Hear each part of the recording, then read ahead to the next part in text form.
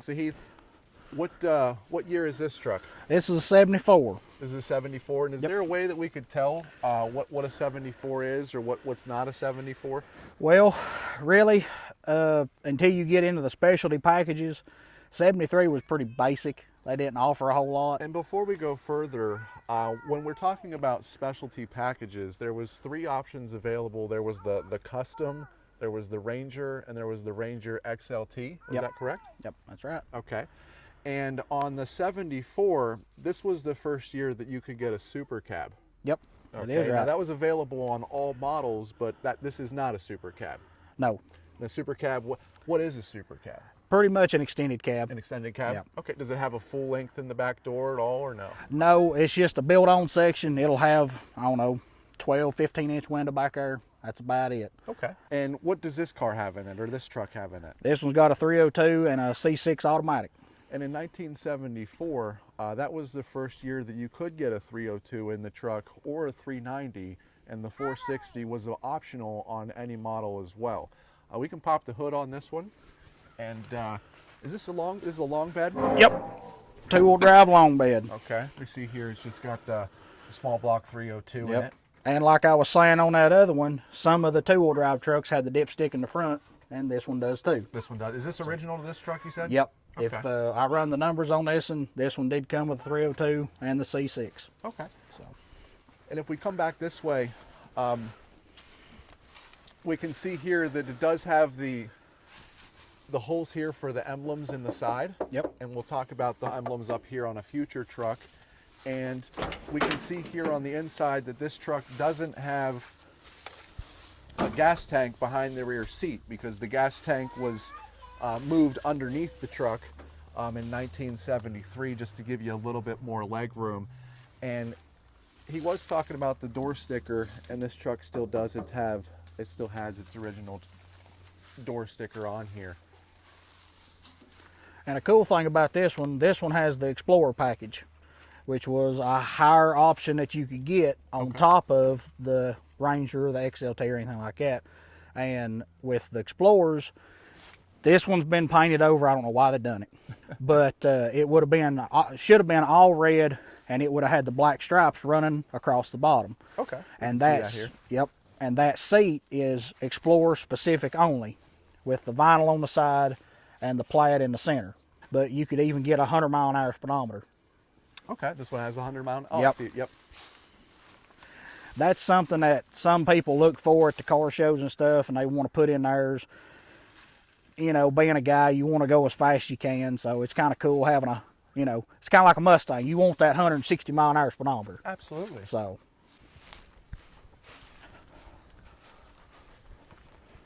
So in 1975 was the first year that you could get the Ford F-150, and it was standard with only 2-wheel drive. It's also the first year that the drip rails became standard as well. Now we don't have a 75, this is a 76, and that's whenever these became standard. Now, is there a way that we can tell that this is a 76? yep. Well, we may have to go over to the other one to show the difference, but in 76, they started putting the square spots in the grill around the headlights. Okay. And just had this here. Easy to tell. You've got 6 square holes here in the grill.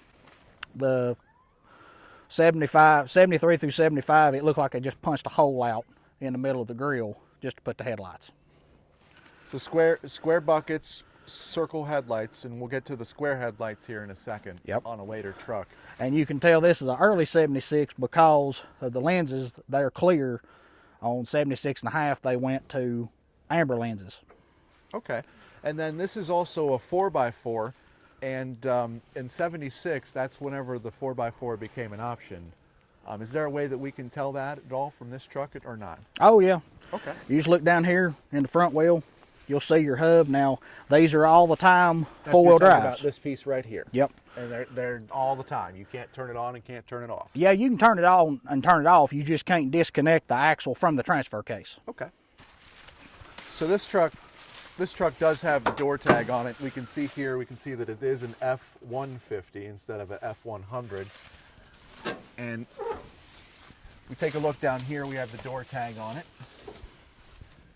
Now, I'm not a truck expert. I'm not exactly sure how we can decode that, but a quick little Google search will be able to find those answers. And then this one does have its door sticker here also. It looks like a pretty complete interior. I mean, it needs some freshening up here, but... That was the main reason I bought it.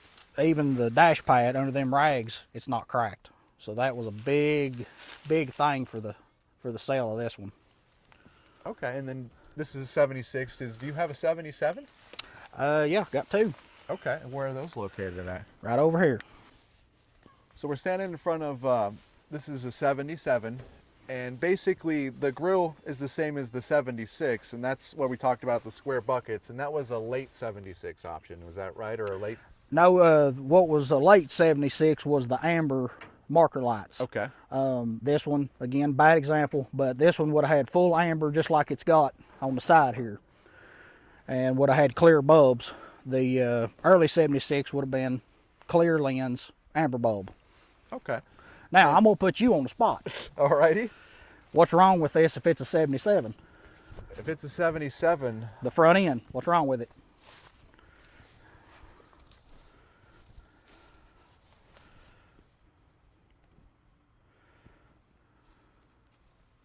I don't know about the front end, but I can tell you that this fender's been replaced. It has. Because this has the F-150 on the side here, and in 77 they switched to up here. Yep.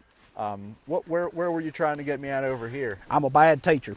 All right. This is a 78 and 79 hood. Okay. Well, I saw the double Ford logo. I Yep. just wasn't sure. In 78, and you'll see on those, they moved the call-out letters up here. Okay. Yeah, I see that on that truck. And what he's talking about is that hood says Ford on the front of it, just like this one. And this is a 78 grill. And you could have got a whole chrome grill as an option. But that 78's whenever they switched over to the square headlights like this truck right here, and we can see that it also has the emblems right here where they switched on the cow forward. Yep. And now in 78, you could still get the round headlights, but that was only on the custom. On the custom. Yep. Okay. And what he means by round headlights is there would have been a round headlight in this bucket. It wouldn't have been square like this. Yep. Okay. And of course, the higher options, you could have got a, like you said, a full chrome grille like what's in the dually over there. Okay. And you can see right here what's left of it. This has a amber lens. Okay. Like the others, they was clear. But 77, half of 76, and then 77 had the amber lenses. And you can see in this one says custom.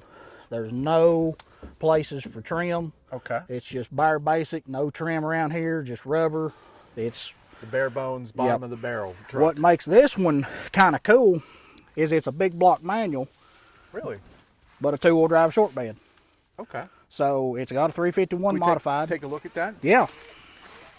And is that the original motor to this truck? It is. Yeah, we'll take a look at this one. And here again, we've got a modified. Some people like them, some people don't. When you say modified, what do you mean by that? That was just, this is in the, with the modified, you had the 351 modified, the 400 modified. And was that the first year for the 351s, the 77, or? 76 or 77. Okay. And you also had, in the same family, was the 351 Cleveland. Okay. A lot of people will call this Cleveland. It is not. This and the 400 has a big block bell housing bolt pattern. Okay. A Cleveland is a small block. And I see this one has the tag on it here. Yep. And what can we tell by this tag? Do you know? Well, right there you can see a F10, which is a F100. So the F10. The H would have been the modified. Okay. The N would have been, that was assembled in Norfolk, Virginia. Up my way. And then the last 6 are just a serial number. And then you were saying something about the 246. Does that have an importance on this one at all, or? That one, I don't think so. That might have just been what that tag was stamped coming down the factory. I'm not positive. Like a line or something? Yeah. Okay. And then if we take a look in the interior of this car, is there anything that we can learn there at all, or no? Or because it was probably not, because it was just a custom bare bones truck. It was. The only difference is, well, here again, you've got your door warning tag, Okay. like you see on a lot of Mustangs. Just that was one thing that Ford done, and this one, again, just bare basic black vinyl, and that was throughout the whole truck, where anything that needed upholstery. This one again has got a 100-mile-an-hour speedometer. Probably because it had the bigger motor in it. It Or was no, or- it was option. You could option that, because back then with these, you could start with a custom, and you could put everything with the high trim. You could put everything on it if you wanted. Okay. It very good. I prefer that a lot compared to the new stuff, because to get the luxury stuff, you have to go to a whole nother package. Gotcha. Here you could start it with a custom. I mean, this looks like a pretty cool little truck. It's got the short bed on it. Now, is the short bed common on these? I mean, I know that a lot of people, when they look for trucks, they want the short bed. Yeah, they want them, but the long bed was more common, because back in, these trucks actually done stuff. They worked. Okay. And more people wanted the long beds to carry more. The short bed is definitely more desirable. They're harder to find. The long bed, back in, these trucks were made to work. Okay. So everybody wanted a long bed to haul more, used on the farm, construction, whatever. So it's kind of nice that this one is a big block, even though it is a modified manual two-wheel drive short bed. Probably not many of these around. So I was just looking on the back of these trucks. Is there any difference in the tailgates at all of them, or no? Or, no. Did the Ranger have like different stuff back here at all? Or? Yeah, it would have went along with the trim packages. It would have had the trim packages. Yeah. Now, as far as the styling, no, not really. If you get back into the 67 to 72s, Okay. the tailgates look like every piece is just put together and welded. Okay. These are more of these are stamped, so they're more one piece. Gotcha. And same thing with the bed. If you look in here, again with the bump sides of 67 to 72, they was all almost like the Chevrolets, where they bolted together, and they even had a seam down the side on the outside. But this is when they really started stepping up their galvanizing process. So now this whole inner structure here is one piece, All one piece. and then goes out here to the skin, and then your bed is actually just here in the center. So you've got that section. So as we mentioned, this is a 78, and we can tell, like you said, by the Ford in the front here. Yep. And you were telling me that they started with a new model. You could get the Lariat edition. Yep, 78, they started offering the Lariat. You could get the Ranger XLT Lariat. Lariat. And Okay. that was pretty much the Mac Daddy of them all. And which one was this one? Do you This know? one was just a Ranger. This was 250 Ranger. Okay. Of course, 250, this is 3/4 ton. It's four-wheel drive.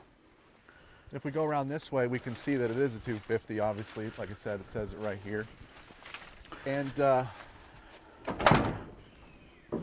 get these trees out of the way. And here, this one is a bad example too. The door's been replaced, but if you're ever out looking for one and you want a 3/4 ton 250 four-wheel drive, the four-wheel drives are F26. F26. Yeah. And where would that be on the Be tag right in the kit? start of your VIN. And what are your plans with these trucks, or what do you? Well, I'm one of them that I'd rather gather the parts first and then tear them apart, because I've been down that road. You tear them apart thinking it's going to go pretty quick, and it don't. So Now I'm looking at the back of this truck back here, and maybe we can go over this. I'm seeing 2 gas caps.